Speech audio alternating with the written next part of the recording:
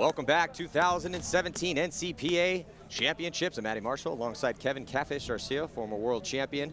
And we are about to watch, it's gonna be a split deck format with the Georgia State Panthers taking on Texas A&M Aggies. That's gonna be for 3rd and 4th place. And then the South Florida Bulls are gonna be taking on the Virginia Tech Hokies. And so a little bit different in case you've been joining us all weekend long. So we have 5-minute long points and it's a race to 2, a split deck. So all 4 teams are not playing at the same time. We'll have 2 teams come out. They're going to play the point, and then the first and second team are going to be coming out as well. So a little bit change here before we get to the final game that we're all waiting for. Central Florida Knights going to be taking on FAU Owls at 1:30. But first, Texas A&M Aggies taking on the Panthers here to see who is going to get 3rd place in this tournament in Class AA. So this is a different class of paintball, the lower division from Class A that we've been watching. So on the breakout, looks like Texas A&M going to the center wall off the break. Looks like they're starting to stack the snake side of the field, send a player way wide on that side, on that little temple in the corner. Yeah, good breakout for Texas A&M. Good breakout for definitely for Texas A&M. I was going to say good breakout for Georgia, but they did lose a body. So Georgia State now kind of tucked in the pocket, and with Texas A&M getting out wide, that player diving into the back corner bunker on the snake side of the field, spreading out those angles, and that is going to make life a little hard for the players from Georgia State in that center, Catfish. Yeah, definitely. As well as it looks like Texas has that player in the 50 wall, and he's just like machine gunning right now the Dorito side of the field right here, not allowing them to advance to D1 or D2. Another thing about this particular division of paintball, it's a race to 2, but winning points quickly will give you an advantage, because if there's a stalemate in a point, so if no point, let's say these guys play for the 5 minutes, no point is awarded, and it's still 0-0, then the next, they come out to play their next point, and Georgia State wins a fast one, and then Texas A&M wins a long one, and it's 1-1, Georgia State will win. So winning fast points definitely helps you here in this format. And this is definitely not a fast point, Catfish. Not a fast one at all. It looks like Georgia State is just content staying in the gray zone. Not going to win yourself any points that way. Well, yeah, I thought they lost a body, but I think there are 5 players alive right now for Georgia State. But they are all in those back bunkers, and they have not spread the field out on the snake side. They do have a body out wide in the gray area, back bunker on the D side of the field. And now a little bump here from Georgia State forward up to the insert bunker, snake side, the big temple. Look for him to possibly wrap and try to help himself get into snake 1. So there on your screen, a good crossfield spread for Georgia State. And it's still 5-on-5, 3 minutes left to go, and a little bit better field position with the body up in that center for Texas A&M. Looks like Texas A&M is going to mirror that snake move and go to the same stand-up on the other side of the field.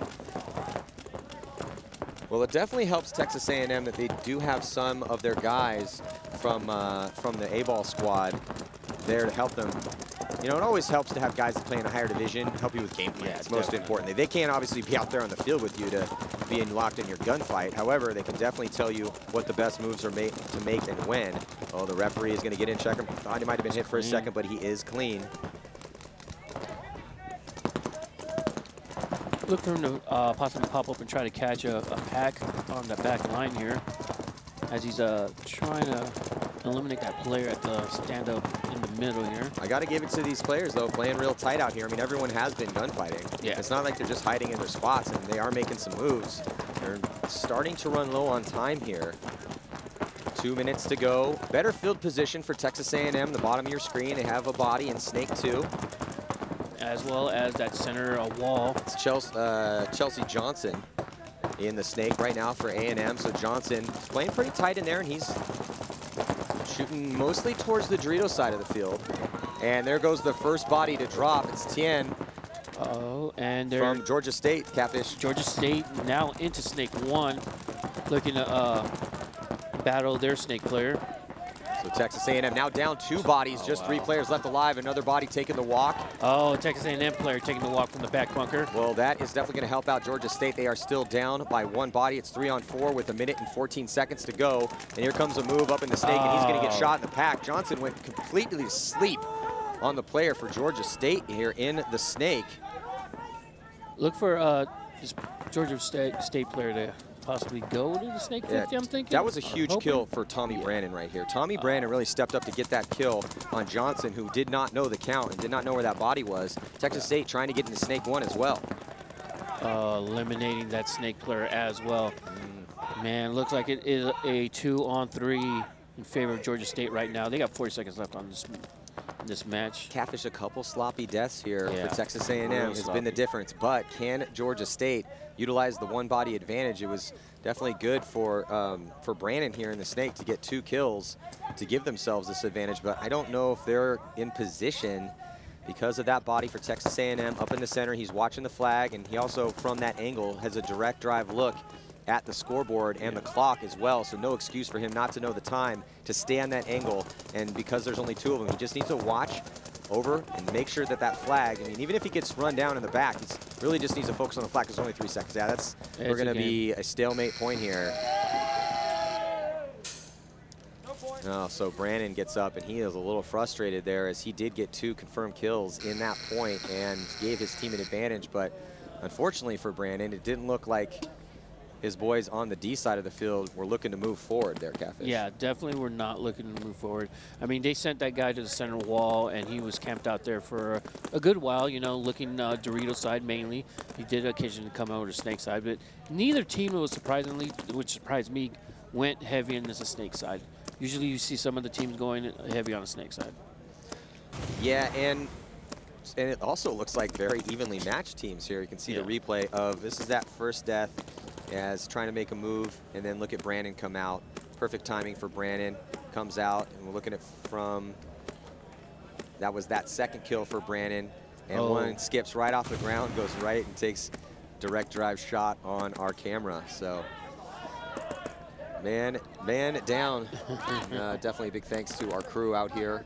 It's getting a little humid, but they've been doing a real good job of getting us these angles. So on the breakout now, 2 new teams. South Florida Bulls taking on Virginia Tech. Look like Virginia Tech making it to the center wall very easily, but losing a Dorito player off the break. Looks like we have the Bulls trying to make their way into the Dorito area, getting into Dorito 2. And for this wall player to start wrapping and trying to catch that center tempo in the back, try to catch them sleeping. Looks like Virginia is also making its way to the snake now. Looks like that player in D2 is being put in by the wall, but now the wall's coming over to the snake side, looks like. Virginia Tech up in that center 50. They are down a body as none of the Bulls have dropped off. They're still mostly stuck in the pocket in that center of the field. They're doubling up the back center. Bulls watching that snake line, trying to keep Virginia Tech watching the snake line, trying Virginia to keep the Tech Bulls. coming off wholesale in the back here. Yeah, it's not looking good for Virginia Tech right now. They just lost 2 bodies at the same time. And make that 3. Yeah, and then Mark Sweat up there in the center, he ends up getting taken out. I mean, he did all he could. Unfortunately for him, everyone died around him. And so some good gunfight wins here. With just 1 player left alive, should be pretty easy for the Bulls to put this point on the board. So nice job by Walsh over here on the snake side, and some tight play. Virginia Tech just playing a little too sloppy in their gunfights, and looks like the South Florida Bulls, you know, Catfish, they just played tight. They won a couple gunfights and then finished out the point. Yeah, they were definitely more aggressive coming down the Dorito side as well into the snake. I mean, they definitely knew what the body count was. They saw where the kills were coming out of and made their moves. And Florida always represents at the college championship. Well, this is hometown, man. You got to represent in hometown. 2 teams in the finals. Yeah. FAU and Central Florida. Yes, sir. 2 teams that are very familiar with each other and how they play. So they practice get together from what I hear. Looking forward to that battle. And then now South Florida Bulls are 1 point away from taking the victory here. Oh man, that's like a trifecta, 3 teams in the final, right? I was gonna say, if South Florida can put 1 more point on the board, and doesn't really matter in the finals, there's going to be a Florida team winning regardless. See on the replay here, see up in that center there's Sweat, and he got pretty much tapped out of that center. Nothing he could do there. He had lost all of his back players, and he was very susceptible to the run through. So now Georgia State Panthers, Texas A&M Aggies. No score in this game, which makes it even more important that if you do shoot a couple bodies off the break, that you You want to score as quick of a point as possible because the fastest point scored. So if let's just say Texas A&M comes out and wins this next one, then they play their third point, and Georgia State wins that one. Whoever wins the fastest point will win the tournament. Oh yeah, definitely. But it seemed like when both these teams were out here, it seemed like they just put their tents up, you know, pulled out some s'mores, just sat around the campfire. It was a really long point. I mean, we've seen a lot of points played out here this weekend. We've seen a lot of slow points, but we've only seen a few 5-minute long points. Yeah, definitely. Which is what that last one was. And no one got the point on that last one. No one got the point. 0-0 is your score still. Man. So 5 more minutes. Again, it's different time trials. Each one, it's not a running clock overall. Each point is a different 5-minute period. So there is Texas A&M. These teams have switched sides. Texas A&M is on your left. Georgia State on your right. Georgia State in the white. And A&M always in those murdered out black jerseys. Making their run up to the wall. Losing 2 players off the break for Texas A&M. 3 players off the break for Texas A&M. So this is that opportunity. We just talked about this. If Georgia State can quickly push down the field and score a quick point, it is really going to give them a big advantage here in trying to win this tournament, because even if Texas A&M wins the next point, they have to go in knowing exactly how long this game time took. Look at Brandon going to get this easy kill right here on the center. Brandon's playing well, Captain. Yeah, he is. Look for him to eliminate this last player. Looks like it's a 1-on-5, which is always bad news for the one. Oh, does he catch Brandon? No. Brandon trying to put him in, make that bunker smaller for his other players. Other Georgia Tech players coming up the Dorito side there. Looks like they are taking the wall, 50 wall, Dorito 3 and Dorito 50. Brandon coming up, we're gonna make the move. Thanks for coming. Man, somebody picked that kid up. Yeah. This Brandon kid's pretty good. Tommy Brandon. So, and he was the only guy that was really getting it done for Georgia State in that first point. Tien getting in there to hang up that flag. So couldn't see exactly what the time was. Looks like it's a clean hang. Thumbs up from the refs here, and Georgia Tech will, or Georgia State will get that that point. So that point, Catfish, took 1 minute and 10 seconds. So that means that Texas A&M needs to come out and win their point in less than 1 minute and 10 seconds in order to win this tournament here. Or actually, I'm sorry, to take third, win the game.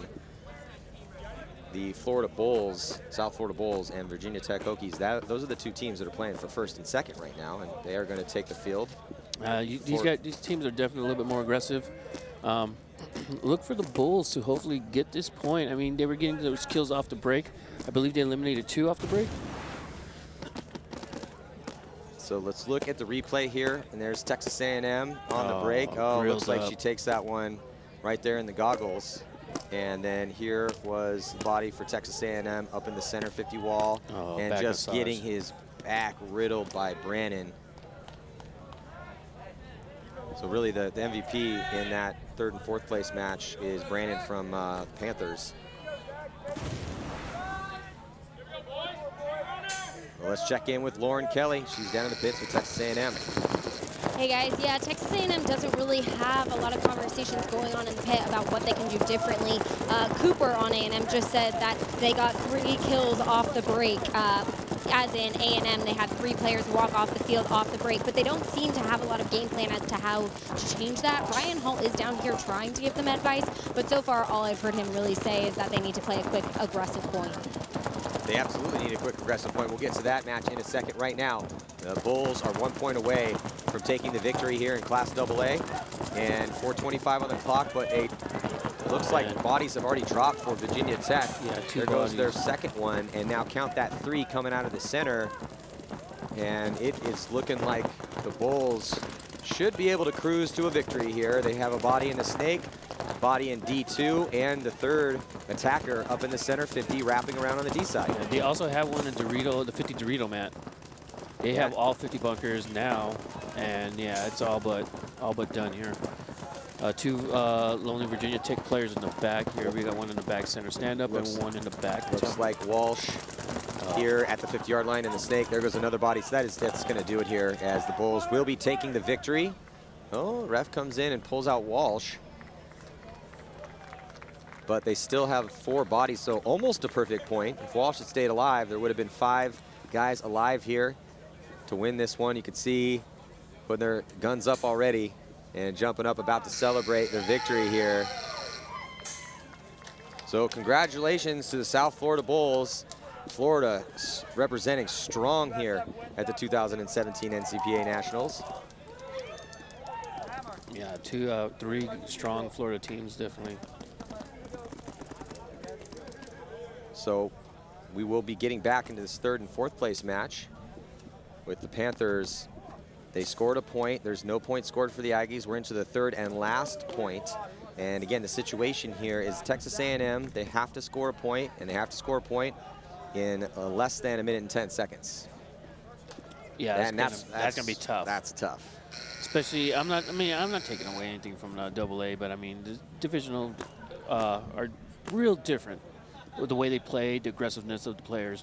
And then AA, I don't see that happening, especially the way these 2 teams are playing right now. Well, it's going to come down to off-the-break shots. The way you score quick points is you shoot your opponents off the break.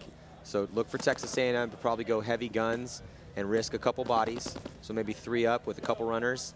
That way you have 3 guns trying to get those shots off the break, but they need, because they need to finish this game and finish it quick, they need to take ground. So it looks like we have Lorna down the pits, probably with an interview with our winners from the South Florida Bulls. Hey guys, I'm here with David Fialkoff. Is that right? Yep. Okay, good. I want to say the last name right. Congratulations on that win. Now, you guys got that win fairly easy, it looked like. How has the whole weekend been for you? Have there been some battles, or have you guys just been shutting this down pretty easy? There's definitely been some battles. We came out of prelims losing a few points, but we were able to adjust and come back and close out the series. What were those adjustments that you made that made a difference? Just changing our break shots, you know, working together, not making dumb bumps, checking off the W at all times, and just really working together as a team, you know. We did a lot of drills leading up to this tournament and got us ready for it. Got the win. All right, well, we will see them in the finals. We'll see if A&M can get a point here to have a chance. Back to you. So right now, as time ticking off this clock, 4 minutes and 32 seconds to go. As Texas A&M is pushing aggressively here, they know they need to win this one and win it fast. Need to score this point in under 1 minute and 10 seconds, and they've just let 40 seconds tick off the clock, but they have 2 players up the 50-yard lines. Johnson is in the 50-yard line on the snake side, and they also have that center 50 hot as well. Yeah, looks like Georgia over here is trying to keep the snake player at bay. Snake player taking a look at the clock, making sure he has time. Starting to wrap, trying to get, it makes it into their snake 1, man. Yeah, but the problem is that in 6 seconds, I don't think there's anything that Texas A&M can do to win. He just gets murdered out of there. Looks like Georgia's sliding into snake 1 here.